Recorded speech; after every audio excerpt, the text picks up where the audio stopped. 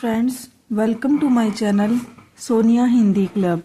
पिछली वीडियो में हमने आदिकाल से संबंधित 180 क्वेश्चन कर लिए थे। अब उससे आगे देखते हैं।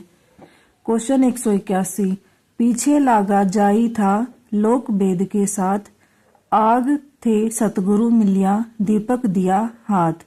उक्त पंक्तियों में कबीर कहना चाहते हैं, लोक और वेद का अनुसरण करने के कारण मैं परम तत्व से दूर था।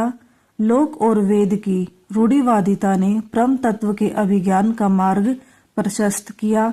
सतगुरु के ज्ञान रूपी प्रकाश में मैंने परम तत्व का साक्षात्कार किया। सतगुरु ने दीपक थमाकर संसार में भटकने के लिए छोड़ दिया। निम्नलिखित में से सही विकल्प चुनिए। ए और बी, ए और सी, बी और सी, बी और डी। आंसर है ए और सी। ए क्या है? लोक और वेद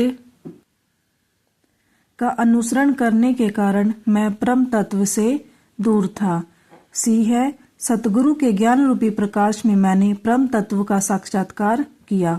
पीछे लगा जाई दिया हाथी। उक्त पंक्ति में कबीर कहना चाहते हैं कि लोक और वेद का अनुसरण करने के कारण मैं परम तत्व से दूर था, लेकिन सतगुरु के ज्ञान रूपी प्रकाश से मैंने परम तत्व का साक्षात्कार किया।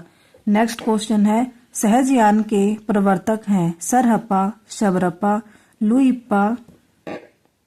लुइप्पा और कणहप्पा।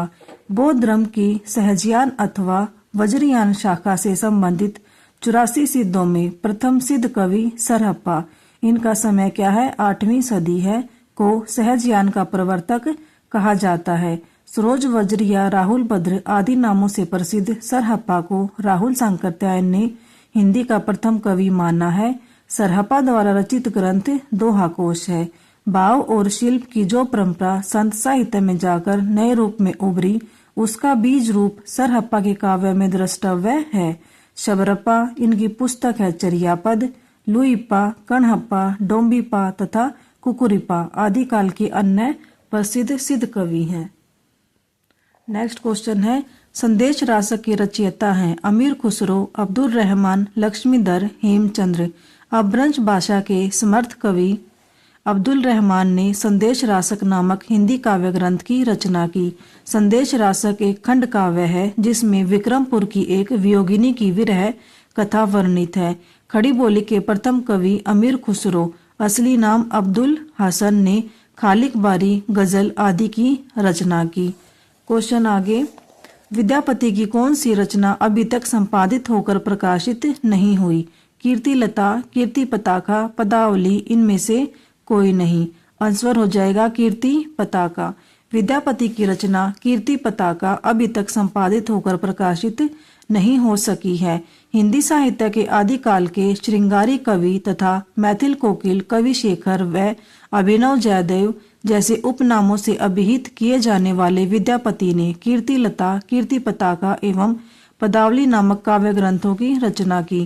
कीर्ति लता एवं कीर्ति पताका में अपने आश्रयदाता कीर्ति सिंह एवं शिव सिंह की वीरता को वर्णित किया है। नेक्स्ट क्वेश्चन है, आत्मबोध किसकी रचना है? जालंधरनाथ, गोरखनाथ, मत्स्येंद्रनाथ, इनमें से कोई नहीं। आत्मबोध नामक ग्रंथ की रचना नाथ संप्रदाय के प्रवर्तक गुरु गोरखनाथ ने की है। गोरखनाथ की अन्य रचनाओं में गुरु महिमा, इंद्रिय निग्रह, प्राण साधना, वैराग्य, कुंडलिनी, जागरण एवं शून्य समाधि प्रमुख है। पीताम्बर दत्त बड़थवाल ने गोरखनाथ की रचनाओं का संकलन गोरखबानी नाम से किया है। नेक्स्ट क्वेश्चन है, माधव हम परिणाम निराशा। यह काव्य पंक्ति किस कवि की है? सुंदरदास, विद्यापति, सूरदास, रसखान। माधव हम परिणाम निराशा काव्य पंक्ति आदिकालीन कवि विद्यापति की है।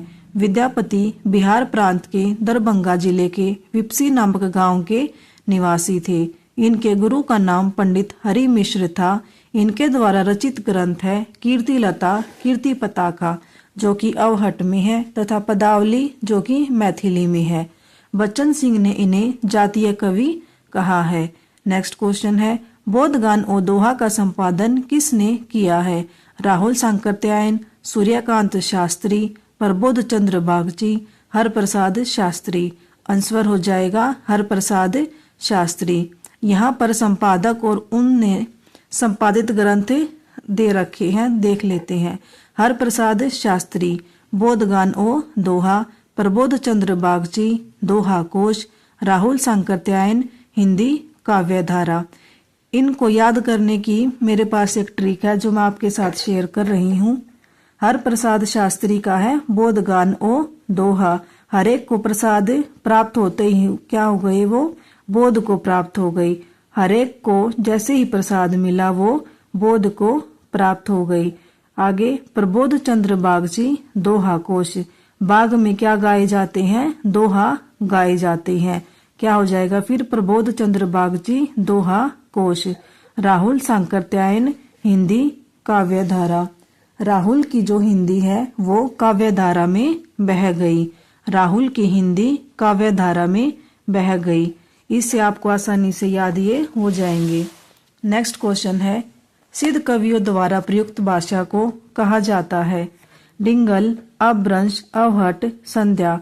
बौद्ध धर्म की वज्रयान या सहजयान शाखा का प्रचार करने वाले सिद्ध कवियों ने संध्या भाषा शैली का प्रयोग अपनी रचनाओं में किया। संध्या भाषा वस्तुतः अंत साधनात्मक अनुभूतियों का संकेत करने वाली भाषा है, इसीलिए यह अर्थ खुलने पर ही समझ में आती है। इसी भाषा का प्रयोग नाथ योगियों ने भी किया। कबीर आदि संतों की इसी भाषा शैली को उलटभाषी कहा जाता है। राहुल सांकृत्यायन ने 84 सिद्ध कवियों में सरहप्पा को हिंदी का प्रथम कवि माना है। सरहप्पाकृत दोहा कोश तथा शबरप्पाकृत चर्यापद सिद्ध साहित्य की प्रमुख रचनाएं हैं। नेक्स्ट क्वेश्चन है, निम्नलिखित में से किस रासो काव्य का मूल वर्ण विषय वीर रस न होकर श्रृंगार रस है? खुमान रासो, पृथ्वीराज रासो, बिसलदेव रासो, परमाल रासो। आंसर हो जाएगा बिसलदेव रासो। नरपति नालाकृत बिसलदेव रासो मूलतः एक मुक्तक गेय काव्य है। बिसलदेव रासो आदिकालीन रासो काव्य परंपरा की श्रृंगारिक रचना है। इसमें भोज परमार की पुत्री राजमती एवं राजा बिसलदेव तृतीय के विवाह, वियोग एवं पुनर्मिलन की कथा सरस शैली में प्रस्तुत की गई है। ये जो इन्होंने ये बताया है ये 4 भागों में विभाजित है। क्या? बिसलदेव रासो। आदिकालीन रचना बिसलदेव रासो की श्रृंगार परंपरा विद्यापति और भक्ति काल के प्रेमाख्यानक काव्यों से होते हुए रीति काल के श्रृंगार काव्य के रूप में चरम विकास को प्राप्त हुई। नेक्स्ट क्वेश्चन है, आला खंड का दूसरा नाम है परमाल रासो, बिसलदेव रासो, खुमान रासो, हमीर रासो। आंसर हो जाएगा परमाल रासो। जगनिक रचित रासो ग्रंथ आला खंड का दूसरा नाम परमाल रासो है। बिसलदेव रासो के रचयिता नरपति नाला है। खुमान रासो के रचयिता दलपति विजय तथा हमीर रासो के रचनाकार शांगदर हैं। यहाँ पर हमारे आदिकाल से संबंधित 190 जो PYQ हैं वो कंप्लीट होती हैं। इसे आगे हम अगली वीडियो में देखेंगे। Thank you.